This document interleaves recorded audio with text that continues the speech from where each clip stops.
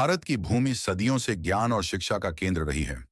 जहां एक समय पर शिक्षा केवल पुस्तकों तक सीमित नहीं थी, बल्कि जीवन के हर पहलू में व्यक्तित्व को निखारने पर जोर दिया जाता था। इसी परंपरा के प्रतीक थे गुरुकुल। आज के इस आधुनिक युग में भी भारत में कई ऐसे गुरुकुल हैं जो इस परंपरा को जीवित रखे हुए हैं। इन गुरुकुलों में सिर्फ शैक्षणिक ज्ञान ही नहीं, बल्कि मानसिक, शारीरिक और आध्यात्मिक विकास पर भी जोर दिया जाता है। गुरुकुल की शिक्षा का मुख्य उद्देश्य है चरित्र निर्माण, नैतिकता, अनुशासन और सेवा भाव। यहाँ विद्यार्थी न केवल विद्या अर्जित करते हैं, बल्कि उनका सर्वांगीण विकास होता है।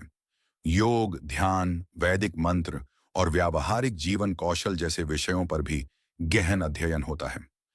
आइए जानते हैं कि आज के गुरुकुल कैसे विद्यार्थियों को व्यक्तित्व विकास में मदद कर रहे हैं। हमारे यहाँ शिक्षा केवल पाठ्य पुस्तकों तक सीमित नहीं है।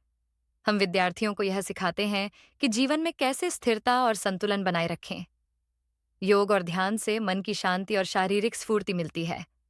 यह उनके आत्मविश्वास और निर्णय क्षमता को भी मजबूत करता है। व्यक्तित्व विकास के इन पहलुओं के साथ ही गुरुकुल विद्यार्थियों को जीवन में सही मार्गदर्शन और आत्म अनुशासन सिखाते हैं। यह गुण उन्हें भविष्य में एक अच्छे नागरिक और नेतृत्वकर्ता बनने में मदद करते हैं। गुरुकुलों की शिक्षा प्रणाली हमें यह सिखाती है कि शिक्षा केवल ज्ञान नहीं है, बल्कि यह एक साधना है जो व्यक्ति को भीतर से जागृत करती है।